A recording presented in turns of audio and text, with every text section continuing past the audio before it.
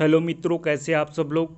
आज हम 28 जुलाई के करंट अफेयर्स पढ़ने वाले हैं। ठीक है, तो आगे जाने से पहले इस वीडियो को लाइक कीजिए, शेयर कीजिए और सब्सक्राइब कीजिएगा। ठीक है, अब हम आगे चलते हैं। आगे हम 28 जुलाई 2022 का करंट अफेयर्स देखते हैं। सबसे पहला क्वेश्चन क्या है, आईसीसी 2025 महिला ओडीआई विश्व कप की मेज़बानी कौन सा देश कर रहा है। ठीक है, तो कौन सा देश कर रहा है, ऑस्ट्रेलिया कर रहा है या न्यूजीलैंड कर रहा है या फिर दक्षिण अफ्रीका कर रहा है या भारत कर रहा है। ठीक है, तो कौन कर रहा है, भारत कर रहा है। ठीक है, जो ओडीआई विश्व कप की मेज़बानी कौन करेगा, भारत करेगा। ठीक है, अंतर्राष्ट्रीय, अब इसके बारे में हम देख लेते हैं, आईसीसी के बारे में देख लेते हैं। इसे क्या बोलते हैं, अंतर्राष्ट्रीय क्रिकेट परिषद बोलते हैं। ठीक है, ये 26 जुलाई 2022 को घोषणा किया था कि भारत में 2025 महिला ओडीआई विश्व कप की मेज़बानी करेगा। ठीक है, और भारत ने आखिरी बार 2013 में महिला विश्व कप की मेज़बानी की थी और बांग्लादेश, अभी बांग्लादेश 2024 में, ठीक है, महिला T20 विश्व कप की क्या करेगी, मेज़बानी करेगा। ठीक है, तथा 2026 में कौन करेंगे, इंग्लैंड करेंगे। ठीक, इसके बाद हम इसमें देख लेते हैं, जो अब आईसीसी की बात आ गई है, तो आईसीसी का आप लोग पेन कापी पकड़ के अपने सामने रखिएगा और मैं जो बोल रहा हूँ उसे नोट कीजिएगा, क्योंकि कभी कभी ये भी पूछ देते हैं। ठीक है, आईसीसी का बात आया है तो आईसीसी के बारे में बता देता हूँ। ठीक, जो अंतर्राष्ट्रीय क्रिकेट परिषद है, ठीक है, ये 15 जून को 1909 में इसे गठन किया था। ठीक है, 15 जून 1909 में इसे गठन किया था। जो जिनका हेडक्वार्टर कहाँ है, यूनाइटेड अरब अमीरात में है। ठीक है, जो अब 2005 से अभी तक है। ठीक, और इनका चेयरमैन कौन है, गर्ग बार्कले, जो कहाँ के रहने वाले थे, न्यूजीलैंड के, कहाँ के, न्यूजीलैंड के रहने वाले हैं। ठीक है, इसके बाद हम आगे चलते हैं सेकंड क्वेश्चन देखते हैं आज का, क्या है, हाल ही में भारत में कितने नए रामसर स्थल घोषित किए गए हैं। ठीक है, रामसर स्थल मतलब क्या है कि आर्द्रभूमि बोलते हैं। ठीक है, आर्द्रभूमि स्थल है। ठीक है, तो कितने हैं, 5 है। ठीक है, 5 रामसर स्थल घोषित किए गए हैं। आइए रामसर के बारे में थोड़ा जान लेते हैं।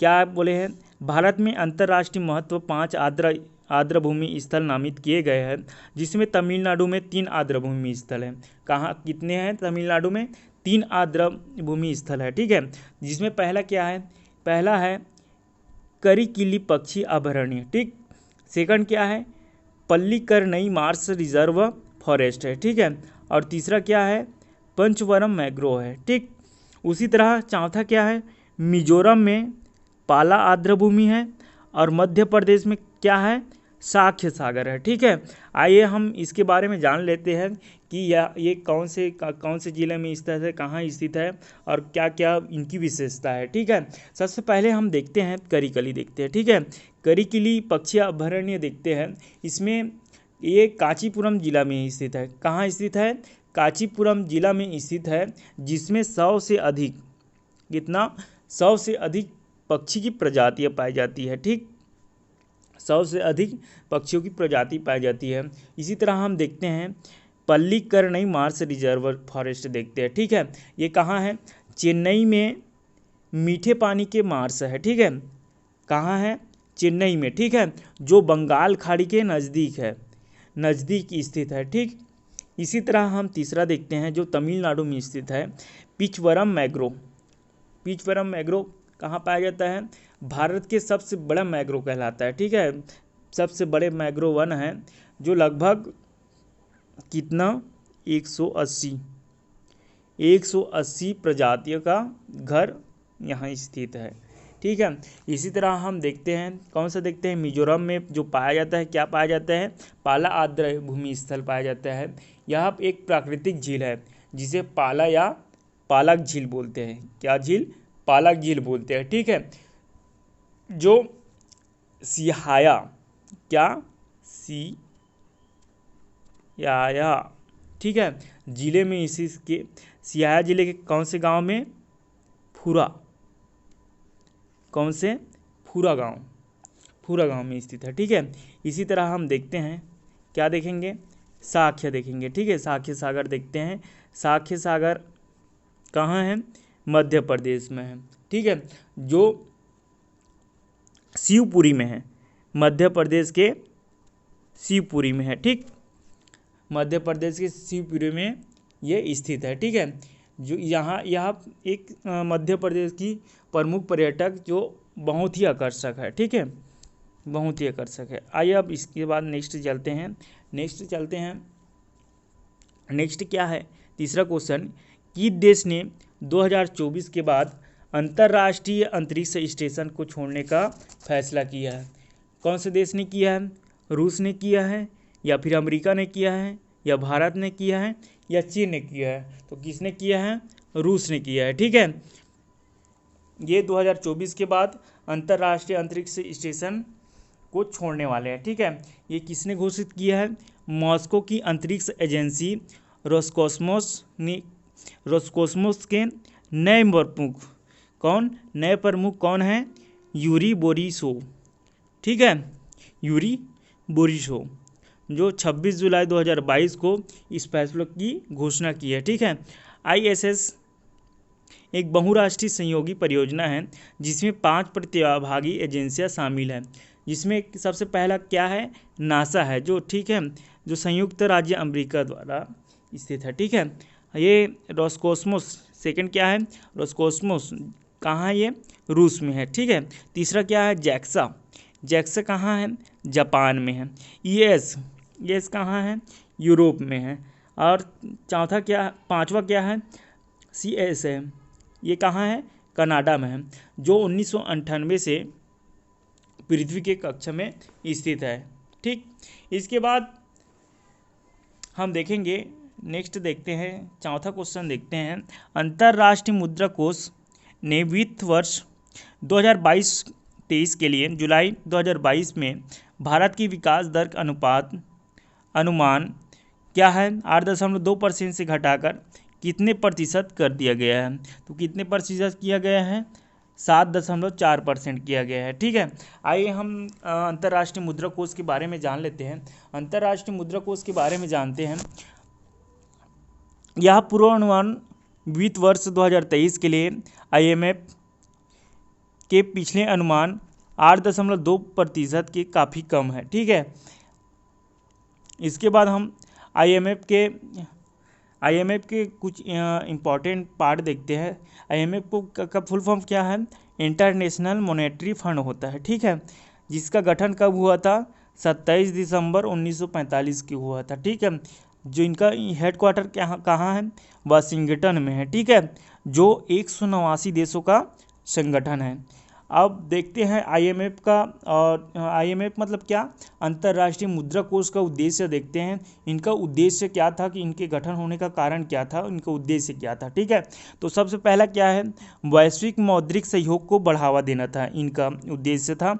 और क्या था? सेकंड, अंतर्राष्ट्रीय व्यापार और सतत आर्थिक विकास को प्रोत्साहन देना था, ठीक। और तीसरा क्या है? वित्तीय स्थिरता सुनिश्चित करना था। और चौथा, मोस्ट IMPA क्या है? दुनिया भर में गरीबी को कम करना था, ठीक है। इसके बाद हम देखेंगे, नेक्स्ट देखते हैं, पांचवा क्वेश्चन देखते हैं। पांचवा क्वेश्चन क्या है? पांचवा क्वेश्चन है 28 जुलाई 2022 के किस शहर में 44वें शतरंज ओलंपियाड का आयोजन हो रहा है? तो कहाँ हो रहा है? मुंबई में हो रहा है, या बेंगलुरु में हो रहा है, या फिर चेन्नई में हो रहा है, या फिर कोलकाता में हो रहा है? तो कहाँ हो रहा है? चेन्नई में हो रहा है, ठीक है। आइए अब हम शतरंज ओलंपियाड के बारे में देख लेते हैं कि जो 44वां शतरंज ओलंपियाड है वो 28 जुलाई से स्टार्ट होने वाले हैं। कहाँ होने वाला है? चेन्नई में, ठीक है, जो 10 अगस्त 2022 तक आयोजित रहेगा, ठीक। इसके बाद हम इसकी महत्वपूर्ण पॉइंट देख लेते हैं। 1927